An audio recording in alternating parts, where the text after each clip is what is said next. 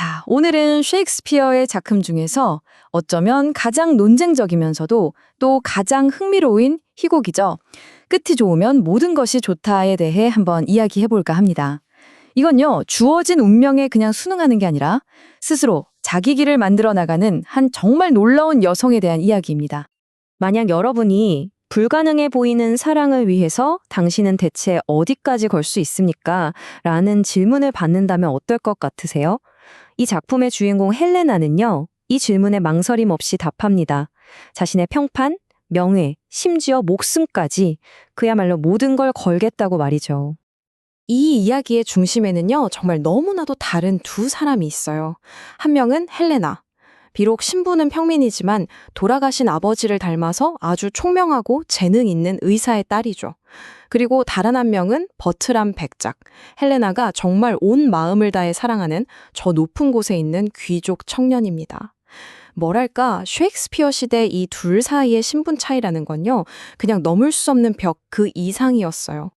그러니까 이 엄청난 신분의 차이가 헬레나의 사랑을 거의 불가능한 꿈처럼 만들어버리는 거예요. 버트람 입장에선 헬레나는 그냥 어릴 때 같이 자란 친한 동생, 그 이상도 이하도 아니거든요. 사실 헬레나도 이 냉정한 현실을 누구보다 잘 알고 있었어요. 하지만 여기서 보통 사람들과 다른 점이 뭐냐면 그냥 좌절하고 포기하는 게 아니라는 거죠. 이 상황을 뒤집을 결정적인 한 방, 그 기회를 조용히 기다리고 있었던 겁니다. 그리고 마침내 그 기회가 정말 예상치 못한 곳에서 찾아옵니다. 바로 왕실의 위기 속에서 말이죠. 자, 여기서부터가 정말 흥미로워요. 다른 모든 사람들이 프랑스 왕이 불치병에 걸렸다는 소식에 절망할 때 헬레나는 이 상황을 전혀 다른 시각으로 봅니다. 이건 단순한 비극이 아니다. 모두가 끝이라고 생각하는 바로 이 지점에서 자신의 운명을 통째로 바꿀 수 있는 단 한 번의 기회를 포착한 거죠. 헬레나는 아버지가 남겨주신 비장의 카드, 바로 그 비밀 치료법을 들고 파리로 갑니다. 그리고는 죽어가고 있는 왕 앞에 서서 정말 아무도 상상하지 못했을 법한 아주 대담한 제안을 던집니다.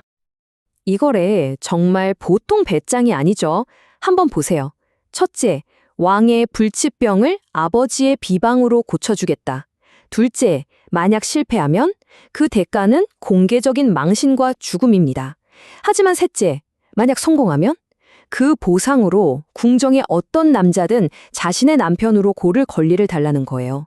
이건 그야말로 자신의 목숨을 건 거대한 도박인 셈이죠. 성공하면 사랑하는 버트람을 얻고 신분의 벽을 뛰어넘는 거고, 실패하면 모든 걸 잃는 겁니다. 대단하지 않나요? 그런데 이게 진짜 믿기지가 않는데 헬레나의 치료가 성공합니다.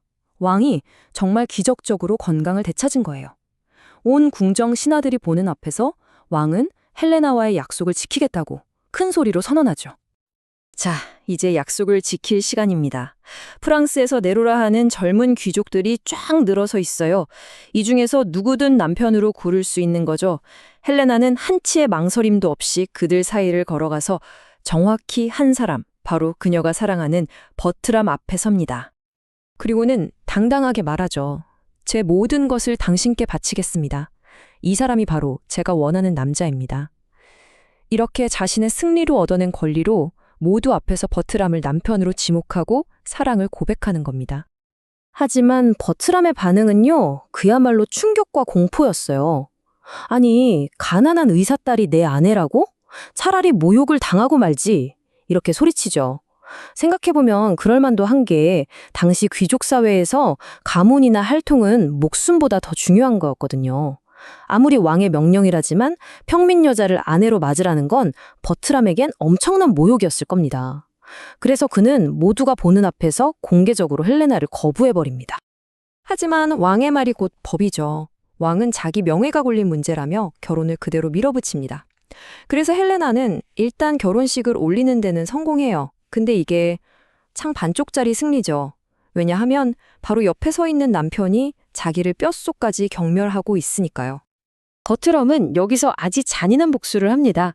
결혼식이 끝나자마자 그날 밤에요. 아내인 헬레나를 그냥 버려두고 이탈리아 전쟁터로 도망가 버려요. 그러면서 조롱이 가득 담긴 편지 한 통을 툭 던져놓고 가죠. 그 편지에 뭐라고 쓰여 있냐면요. 당신이 내 손가락에서 절대 빠지지 않을 이 반지를 뺏어 갖고 또 내가 아버지인 아이를 낳아서 보여주면 그때 당신을 아내로 인정해주지. 하지만 그런 그때는 절대 오지 않을 거야. 이거 보세요. 정말 잔인하죠. 결혼의 가장 중요한 상징인 반지랑 아이를 가지고 이건 절대 이루어질 수 없는 결혼이라고 못을 박아버린 겁니다. 하지만 버트람은 헬레나를 한참 잘못 본 거죠. 한번 생각해 보세요. 왕의 목숨을 담보로 이런 엄청난 도박을 성공시킨 여자가 고작 이런 편지 한 장에 무너질까요? 절대 아니죠. 헬레나는 여기서 또 한 번 머리를 씁니다. 일단 프랑스 궁정에서 사라져요. 그러면서 남편에게 버림받은 자신의 처지를 속죄하기 위해 성지 순례를 떠난다는 편지를 남깁니다. 이게 아주 영리한 수인데 당시 여성이 사회적으로 비난받지 않고 혼자 멀리 여행할 수 있는 거의 유일한 명분이 바로 순례였거든요. 그러니까 사회적인 통념을 여기 이용해서 자신의 진짜 목적을 숨기는 거죠. 그녀가 떠나면서 이런 말을 남겨요. 밤이여 오라 낮이여 가라. 어둠을 틈타 가여운 도둑처럼 나는 몰래 떠나리라. 이게 그냥 슬퍼서 하는 말이 아니에요.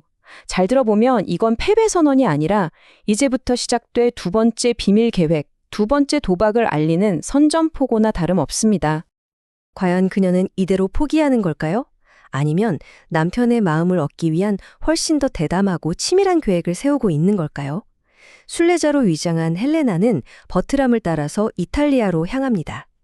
자신의 지혜와 의지만으로 사랑과 운명을 모두 쟁취하려는 그녀의 정말 놀라운 여정. 이제 그 두 번째 막이 오르기 시작합니다.